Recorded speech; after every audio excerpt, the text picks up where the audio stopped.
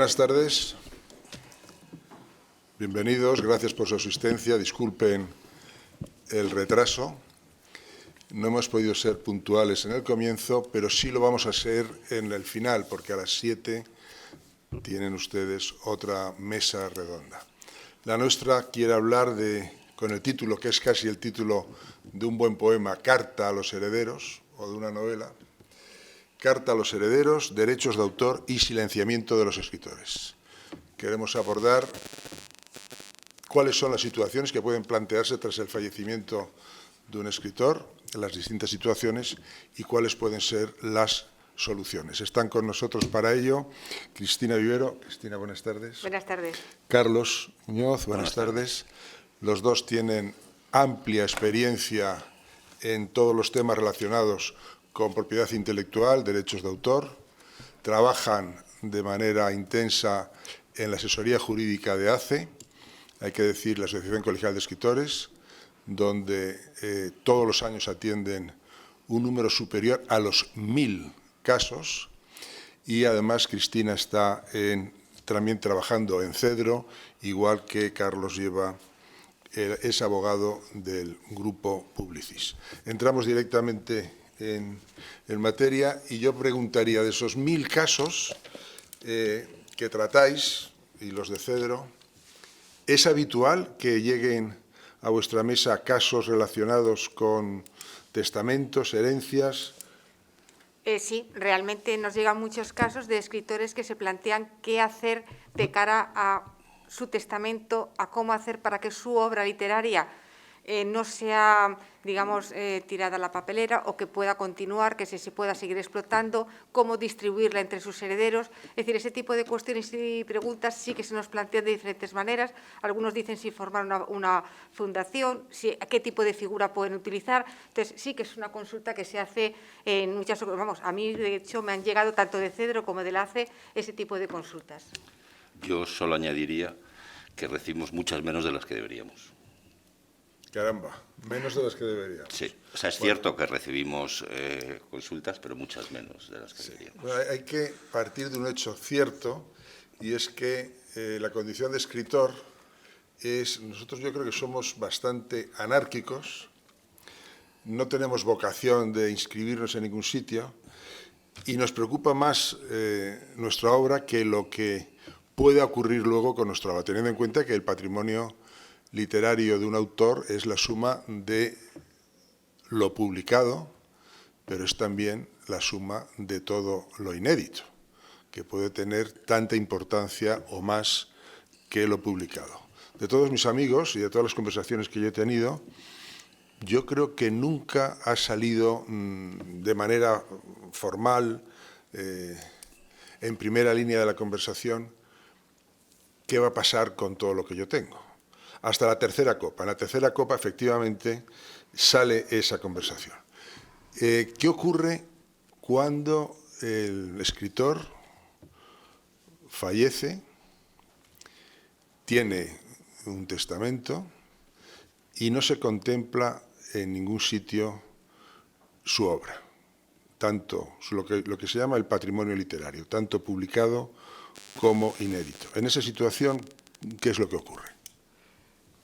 Bueno, en primer lugar, yo lo que quiero hacer hincapié es hablando de patrimonio literario, en la estricta necesidad de hacer un testamento que refleje la voluntad del escritor con respecto a su patrimonio literario una vez fallecido.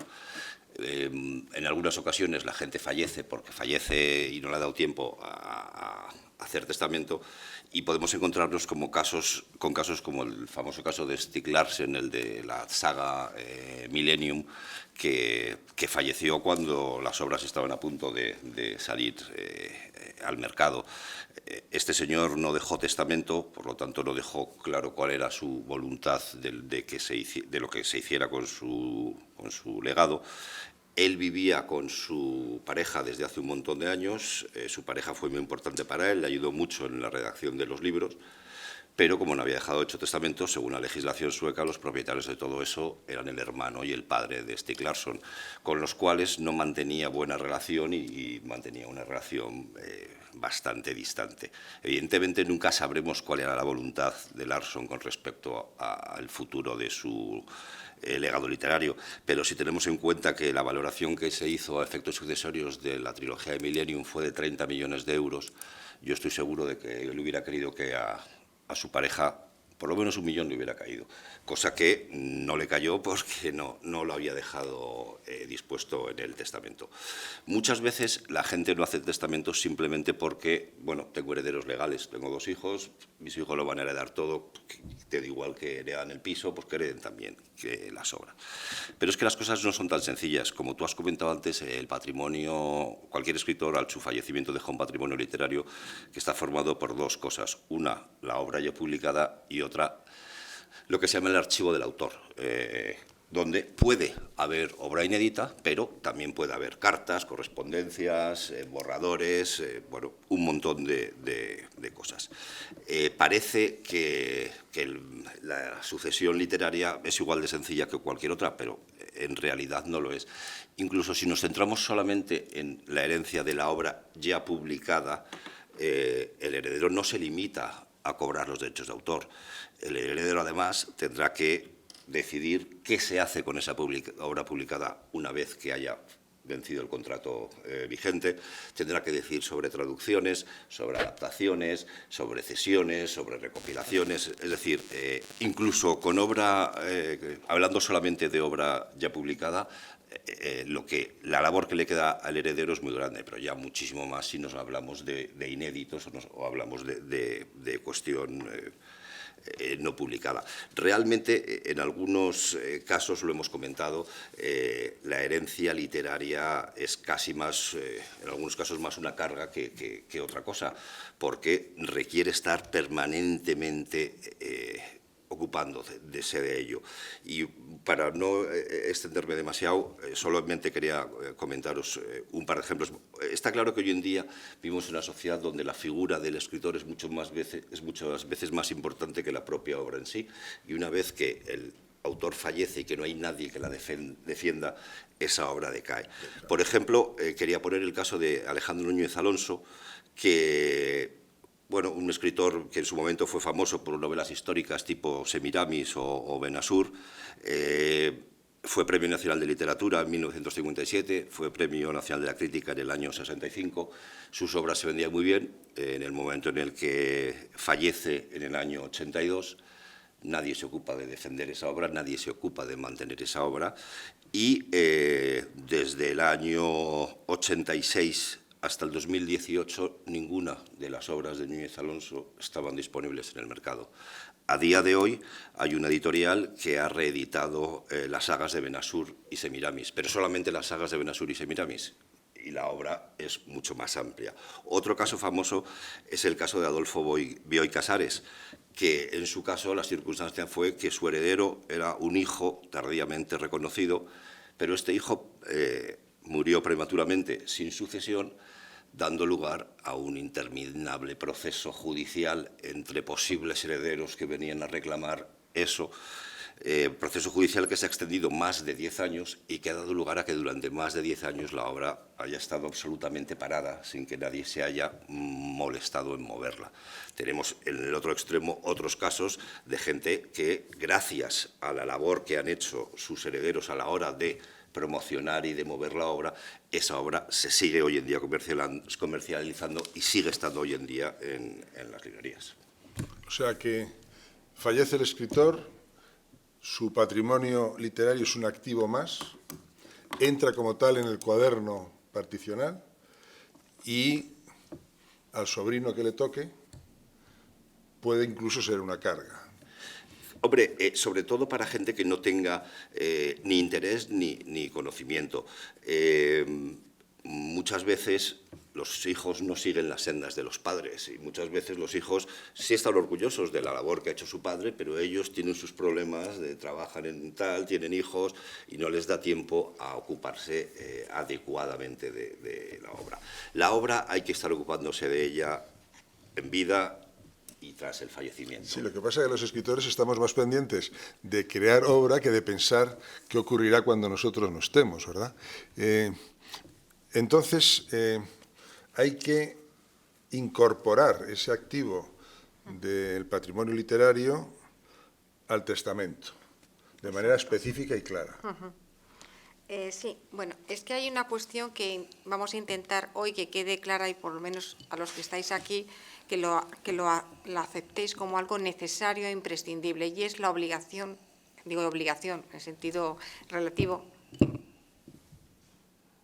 es la necesidad de que todo el mundo haga un testamento, pero es que un escritor tiene más necesidad de hacer un testamento que los demás, porque independientemente de los bienes inmuebles o muebles que podamos tener, la casa, el chalet o lo que sea, está mucho más importante la obra literaria. ¿Por qué? Porque una casa, un chalet, unas acciones, lo que sea, es algo que es material y es fácilmente repartible y estamos todos acostumbrados. Pero cuando se trata de una obra literaria, lo que ocurre es que, como bien acaba de manifestar tanto mi compañero Carlos como Rafael, no siempre todos los hijos saben ni valoran adecuadamente esa obra literaria. Si ellos no lo saben hacer, no saben ni siquiera ni cómo valorarla, ni cómo ponerla en el cuaderno, algunos es que ni siquiera la incluyen cuando hacen el cuaderno particional, porque es que ni siquiera existe una cultura en los notarios ni en los abogados de incluir ese material, y menos en valorarlo de una manera o de otra y de tenerlo en cuenta como herencia. Sin embargo, es algo que en los países anglosajones lo tienen súper asumido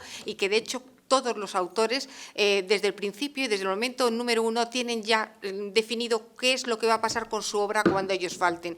De esta manera, no hay ningún tipo de problema en los países anglosajones, mientras que en España, a pesar de que el testamento bien recogido, que es la última voluntad del causante y que es la ley que va a regir su sucesión, y por tanto tenemos ahí una puerta muy grande abierta en cuanto que el testador puede hacer dentro de los límites de la legítima, que tiene que respetar a los herederos, lo que quiera respecto de su obra. Lo que sí que está claro es que no lo está haciendo. En este sentido, ¿qué es lo que debe de hacer o cómo plantear qué debe hacer un escritor a la hora de su testamento? Que es la pregunta que imagino que está surgiendo en vuestras cabezas. Bueno, pues básicamente lo que tiene que hacer es, dejando a un lado los bienes de otro tipo que pueda tener, en cuanto a lo que es la herencia literaria, tiene que tener muy claro, en primer lugar, si hay alguien en su familia que realmente esté interesado o que vaya a tener algún interés en que eso continúe, sobre todo en custodiarla, en conseguir que se siga explotando, en protegerla de alguna manera. Si no hay nadie en la familia en ese sentido, en lo que tiene que es buscar a una persona que bien puede ser, si es catedrático o profesor, pues alguien que sea de su misma línea, un alumno, alguien que realmente valore esa obra y la conozca, sobre todo que la conozca suficientemente. Y si no, el agente literario, la editorial con la que se trabaja. Por ejemplo, en América está muy habituado que son los agentes literarios los que normalmente asumen esa función, que es una figura que la voy a hablar a continuación, que es el albacea literario. Es decir, que asume esa función de custodia de todo lo que es los bienes literarios, lo que no significa que sea el heredero. En todo testamento tenemos que tener claro que hay una figura esencial sin la cual no podría hablar del testamento, y es que el testamento es aquel documento en el cual el causante señala qué es cómo quiere que sea el destino de sus bienes para el futuro.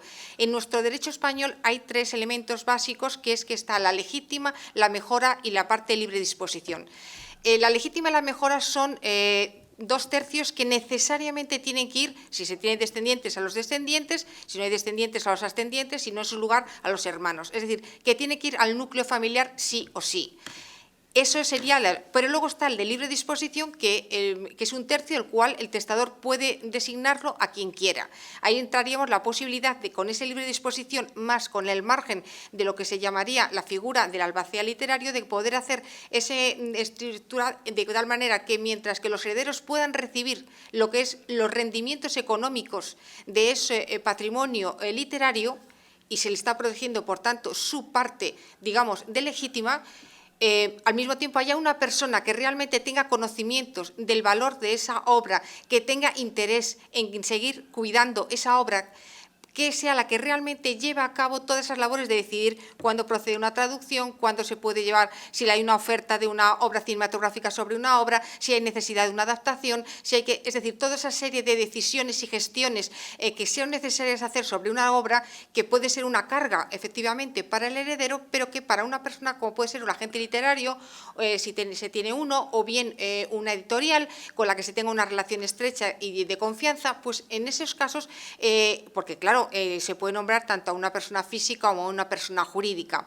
De tal forma que de todas maneras no hay que confundir lo que es el albacea literario con el albacea testamentario corriente, que es una figura mucho más conocida, que sí que está regulada en nuestro Código Civil, a diferencia del albacea literario, que no está regulado.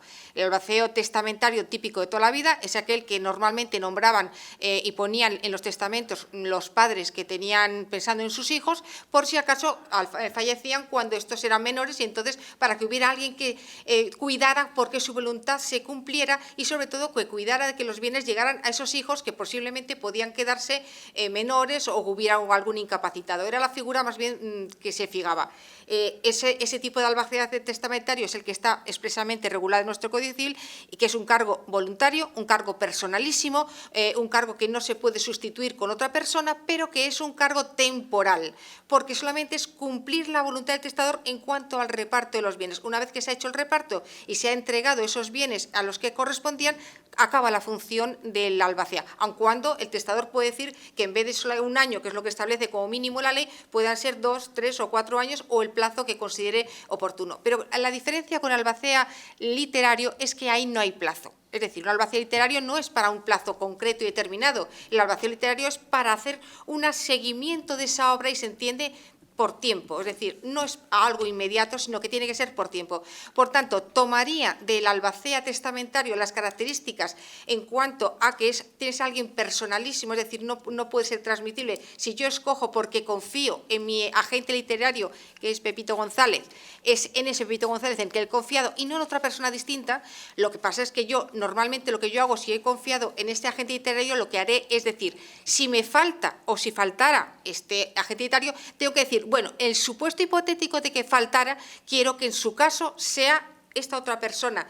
Y lo que sí que yo aconsejo, y es muy conveniente, que esa otra persona se escoja una persona jurídica. Es decir, no solamente una persona física, que podemos en primer lugar indicarlo, sino una persona jurídica. ¿Por qué? Porque por desgracia los accidentes ocurren, la gente muere a veces, si es mucho más joven no va a morir. No podemos guiarnos por esos criterios. Entonces hay que guiarse por volvernos no tan artísticos, sino un poco más prácticos, y pensar que sea alguien que realmente pueda hacer un seguimiento de esa obra durante los 70 años que después de nuestro fallecimiento tiene la explotación. La ley de propiedad intelectual no regula para nada el albacea literario. La ley de propiedad intelectual lo que sí regula, son muy pocos artículos que se hacen referencia a la sucesión la transmisión de los derechos, pero sí que es verdad que regula claramente en cuanto al lapso de tiempo que se tiene, y deja muy claro que tienes derecho durante toda la vida del autor y al fallecimiento durante 70 años, de acuerdo con la modificación que hubo de la ley. Con la legislación anterior a 1987, eran 80 años desde el fallecimiento.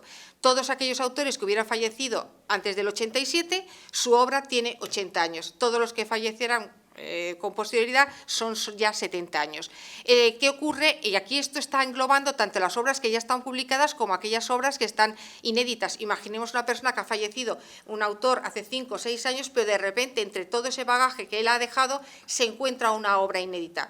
Esa obra inédita, los 70 años se van a cumplir desde que se ha encontrado, es decir, no vamos a computarlo desde el momento, sino que normalmente lo que computan. Y luego el otro elemento que ya lo resuelve también la ley de propiedad intelectual, ¿desde qué instante computamos cuando ha fallecido? Puede dar lugar a problemas. Para eso la ley lo que dice, mira, si ha fallecido en el 2010, se pone desde el 1 de enero del 2011, siempre al año siguiente, desde el primer día del año del siguiente al que se ha producido el fallecimiento. Desde ahí se contabilizan los 70 años que proceden. Entonces, luego, el hecho de que no haya mucha más regulación, más que los artículos 26, 27, 28, que vienen a regular estas cuestiones de lo de los plazos de los 70 años, aparte del artículo 15, que deja muy claro qué tipo de derechos morales se pueden heredar, porque claro, nosotros en principio podemos pensar, bueno, se van a heredar los derechos patrimoniales, es decir, la explotación de la obra. Vale, no solamente los patrimoniales se heredan, también se pueden heredar algunos derechos morales, como es pedirle el respeto a la paternidad de la obra, el respeto a la integridad de la obra, esos también se heredan. Riesgo, si lo dejamos a un heredero o a una persona que no valore la obra, pues va a tener el poder de fraccionar mi obra, o de, si no le gusta una parte del prólogo que había puesto un amigo mío, pues lo quita, porque a él no le gusta. Entonces, por eso digo que hay que tener mucho cuidado a quien se le dejan las obras. No quiere decir eso que vayáis a privar a vuestros hijos de ese legado, sino que quien va a gestionar ese legado, el que va a cuidar del mismo, debe ser alguien que valore la obra, que conozca la obra y que la pueda gestionar debidamente. Al hijo, dejarle los rendimientos económicos de la explotación, si no conoce la obra ni la valora en su justo sentido. De ahí que, como digo, está la figura del albacea literario, que es este gestor que tiene el poder de decisión, que encarna como el alter egus del propio testador, porque va a ejercer esa voluntad que él mismo ha realizado. Esta figura, además del albacea literario, como digo, en el mundo anglosajón es muy habitual. Bueno, incluso en los libros de Agatha Christie incluso ha aparecido que en alguna ocasión el propio Hércules Poirot pues ejercía esa labor tan que a nosotros nos suena como rara, pero que no lo es en absoluto.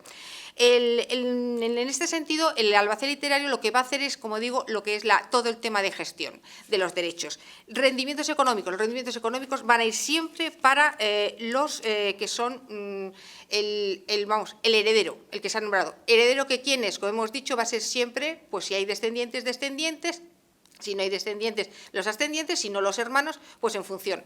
Cuidado con una cosa, aquellos autores que dicen yo es que no tengo descendientes ni tengo familia. Total, ¿para qué voy a hacer testamento si no tengo a nadie? Bueno, pues no, eso no es así. Hay una cuestión muy importante que es fundamental hacer un testamento y hacerlo a alguien. Si no tienes familia, seguro que hay alguien que valora tu obra y que tiene interés en la misma, por lo menos. Hay que tener en cuenta que si no hacemos testamento de ninguna clase, todo ese legado, todos esos bienes van a ir a parar al Estado.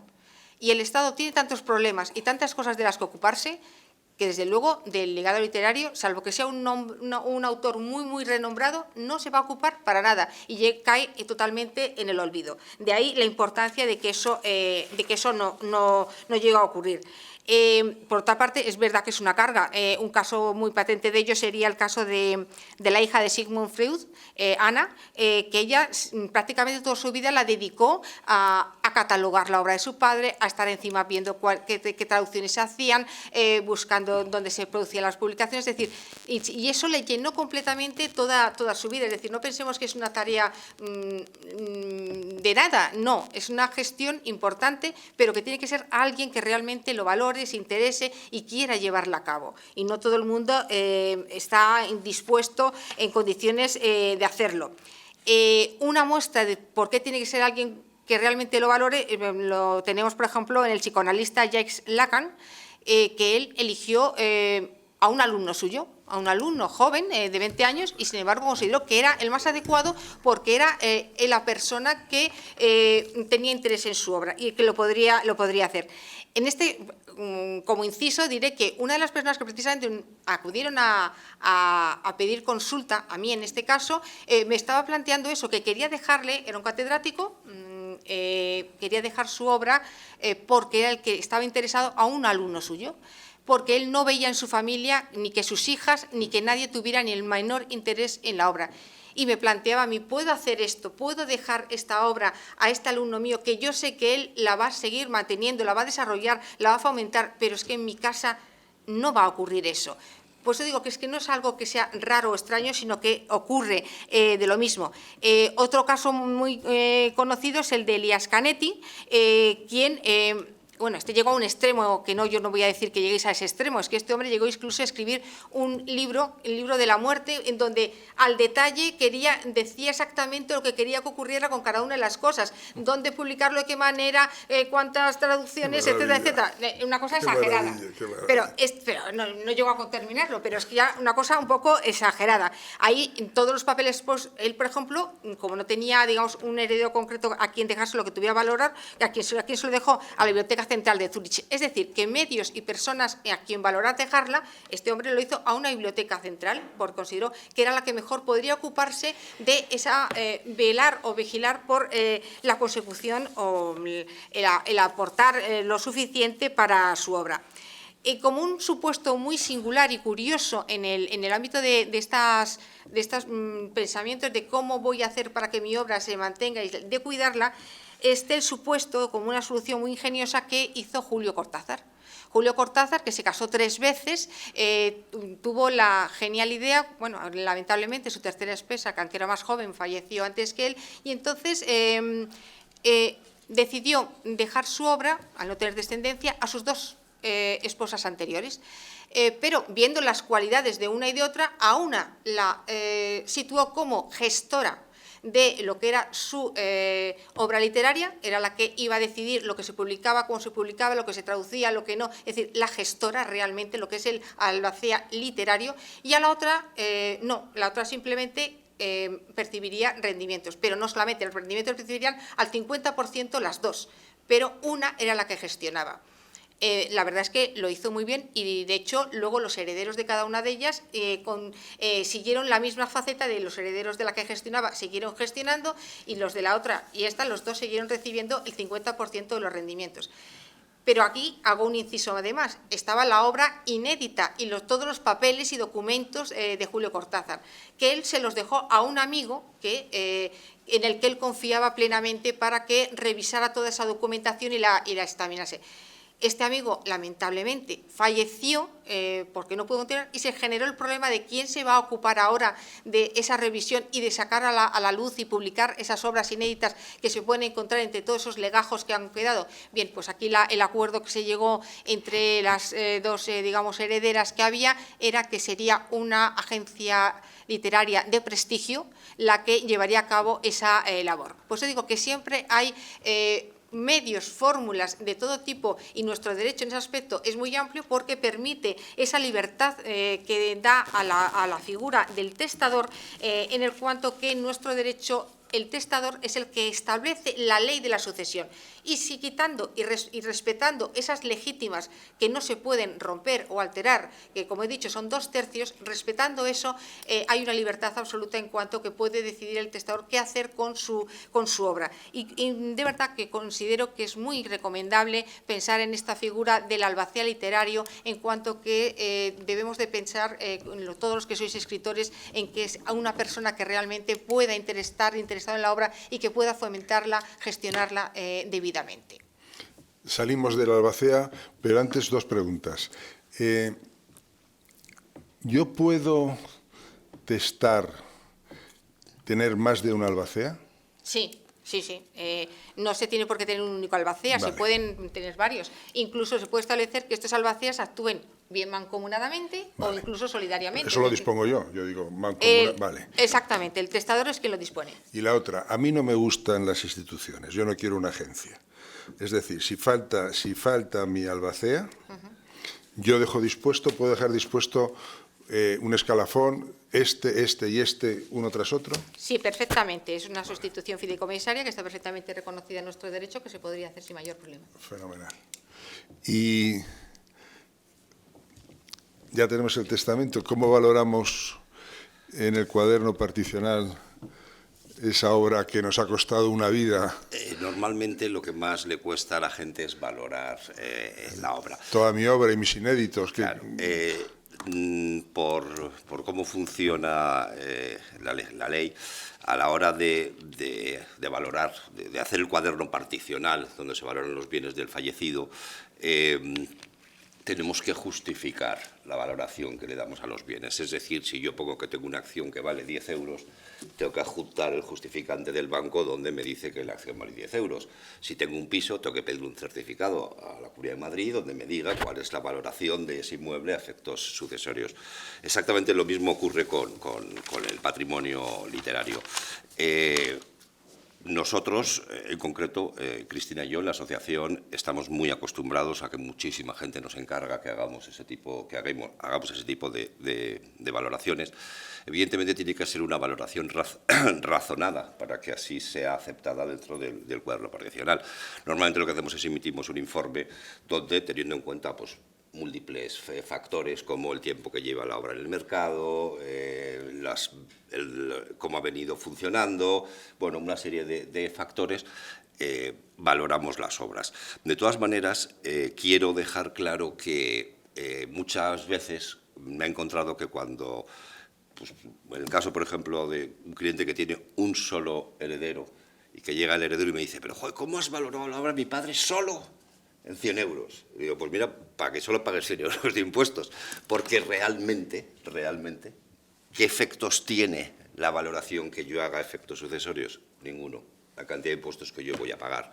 Quiero decir, si yo heredo un libro que cada año da 100 euros de royalties, yo cada año voy a pagar impuestos sobre 100 euros de royalties. Luego, si en vez de 100 son 10.000 lo que me da cada año, yo pago 10.000 de impuestos sobre cada... pero la transmisión de la titularidad, que es la valoración que tenemos que hacer a efectos sucesorios, cuanto más baja sea, menos pagamos impuestos. Distinto es el caso en el que entre los herederos hay disputas, hay peleas, en cuyo caso pues hay que hacer una valoración mucho más ajustada para que no haya inconvenientes. Hoy en día la ley es muy clara.